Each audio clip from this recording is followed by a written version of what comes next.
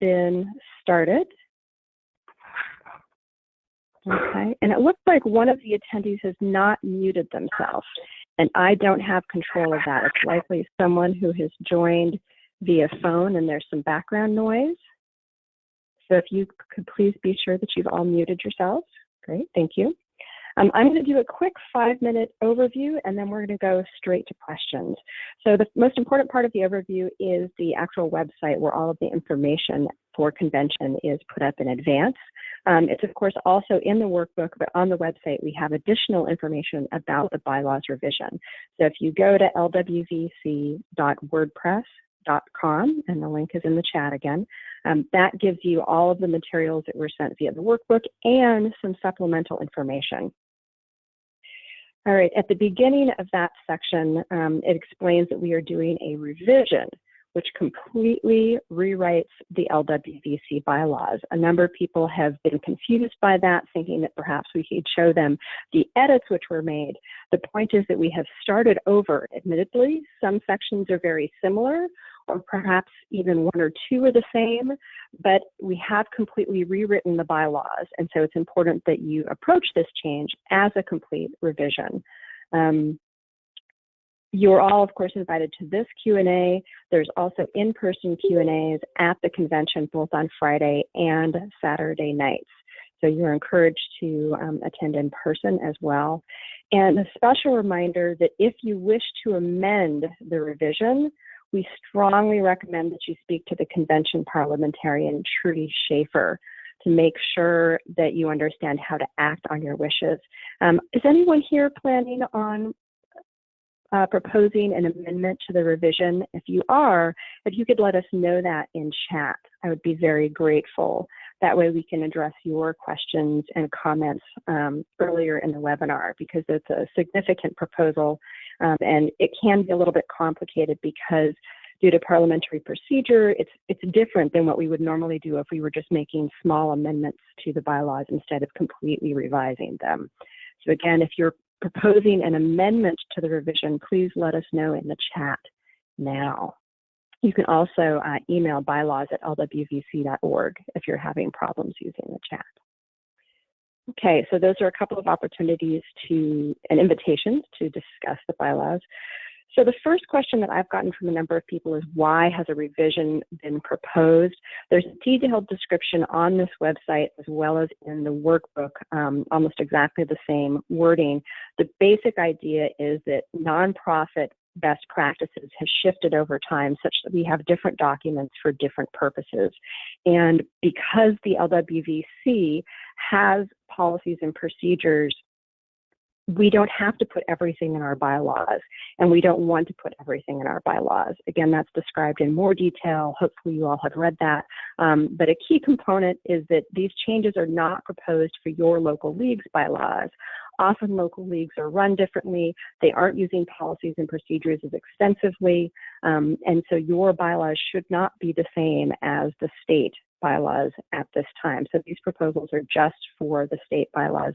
Of course, the California League has always worked with local leagues on best practices for their bylaws, and it's likely that we will be looking to that after this convention. The state board did say that they were interested in discussing that more. A number of you have already worked with Jackie Jacobberger on your bylaws. She works with you directly so that you aren't just copying the state bylaws. So again, the State League is changing these to fit with best practices. However, those best practices will be interpreted differently at your local level. Now, the process for a revision is a little bit different. The revision is presented. The body may amend the revision, but not the original bylaws. And then we will vote on whatever final version of the revision is accepted. Again, if anyone wants to amend the revision, please identify that now in the chat, because we can go into this in more detail. But I'll just say that the motion to pass requires a 2/3 vote, and if the revision vote fails, then we keep our current bylaws. So that's a very brief overview. I only wanted to spend 5 minutes talking about this. So let's dive into your comments and questions. I hope that you all have seen that there's additional supporting materials on the website. So there's a number of documents here that I may be referencing and answering questions or responding to comments. So far, I don't see any comments or questions in the chat. Helen, I know that you've been helping me look for that. Have you seen anything come in? I have not. I'm watching. All right. Well, it looks like we have just 7 people on the call right now. Does anyone have a comment or question that they'd like to make?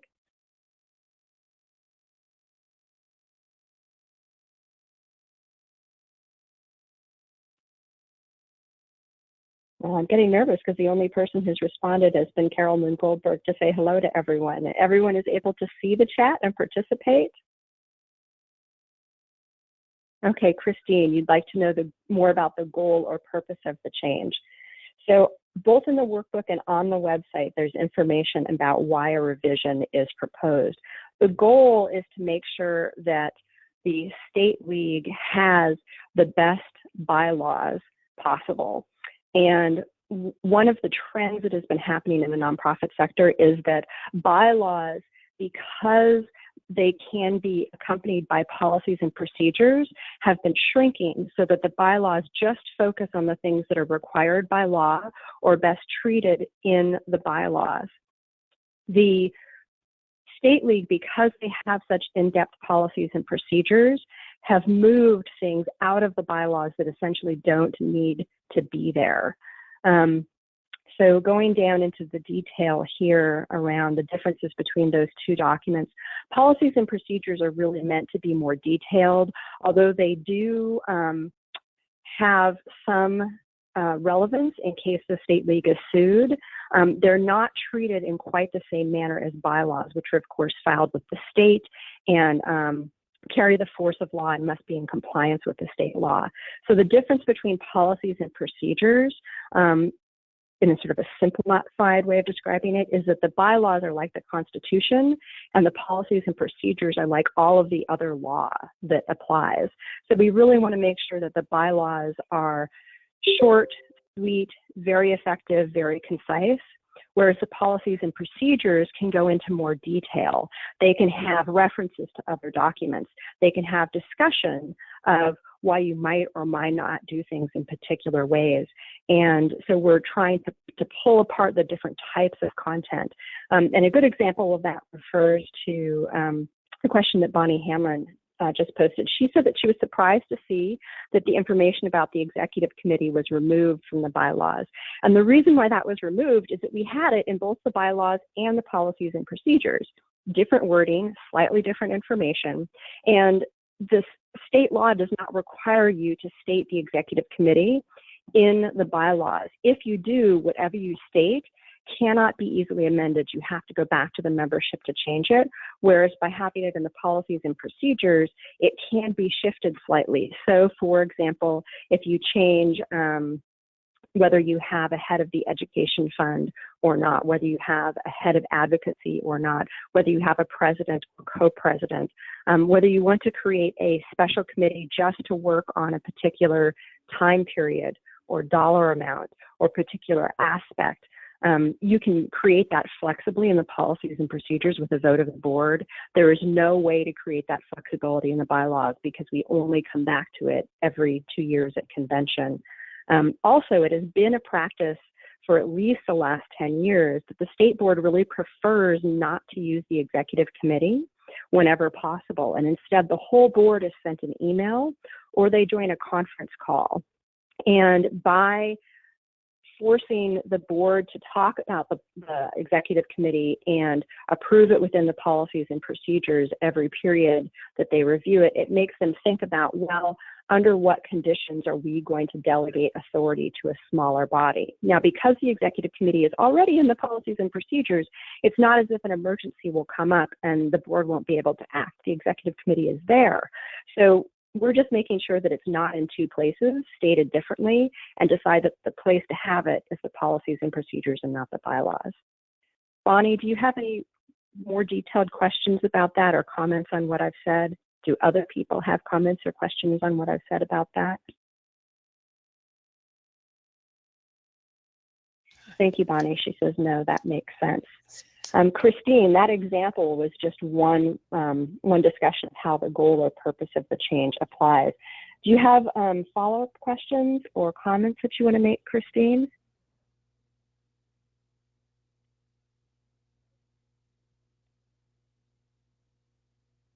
I'm not seeing any comments come in from Christine. Okay, that explained a lot. Great. I see a few people have joined the webinar since we started.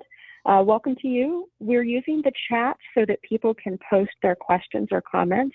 So if you've arrived with some things that you already wanted to ask, please go ahead and put them into the chat section. So far, I've given a quick overview explaining that the website, which is lwvc.wordpress.com, it's the blog for convention, has a page all about the bylaws, and I'll post that link in chat again. You can see if you get to the blog, there's the entire workbook. And if you click on bylaws, it then takes you to this page. And on this page, there's not only the information in the workbook, there's also additional information. So in particular, I recommend you scroll down to the supporting materials, and there's additional information here linking to things that we couldn't include in the workbook, such as our almost 100-page policies and procedures. So they're here on the website in PDF format, as well as the current bylaws and a detail of the changes. So there's additional resources for you there if you want to learn more about it. So I think we've gone through the questions so far. Helen, is that what you see as well? That is what I see also. I don't see any other questions. All right. Well, I'll give the couple of people who just joined an opportunity to look around a little bit and see if they have comments or questions. Again, you can just go to the chat box and type in your message. You can either select to all audience or just to the organizers. And I should be able to get your question that way, but I'd prefer if you send it to the entire audience.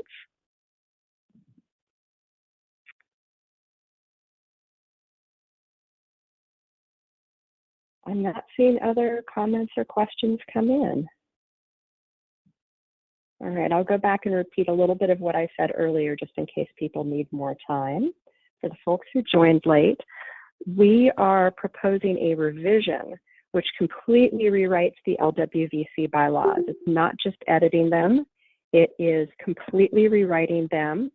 And so this means that the process we're using is a little bit different, and the resources we're making available are a little bit different. And that's why I encourage you, if you have additional questions later, to join the Friday and Saturday night Q&A sessions. We're going to be holding them twice, just in case you have questions on Friday or if there are changes proposed on Saturday.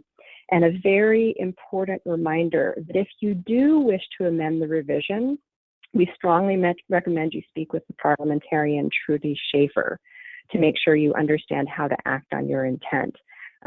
We also request that you speak with the Bylaws Committee. Because we're completely rewriting the bylaws, it's not the same process as you would use if you were just amending one small paragraph. Instead, it's a little bit more complicated, and we want to make sure that you understand that you have to amend the revision. You can't amend the bylaws. You can contact us in the chat right now, or you can email bylaws@lwvc.org if you're proposing any amendments to the revision. Have any more questions come in, Helen? No more questions, no more comments. Okay. I'll repeat another bit of information for the folks who joined late. These changes are not intended for your local league's bylaws. Although the state league provides help and requests that we give comment if your local league is changing your bylaws, the state league's bylaws and the local league's bylaws are not 100% exactly the same. And what we will likely do is recommend later that you could have your bylaws reviewed, and the state league may have suggestions for you. For example, coming out of the national convention last year, the National League changed their bylaws, and therefore local leagues needed to change their bylaws.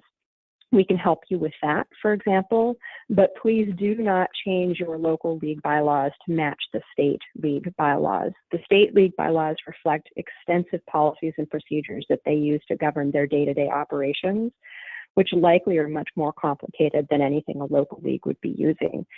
So although they should be similar, they should not be exactly the same. And I see a comment from Bonnie that she just saw that there are additional resources.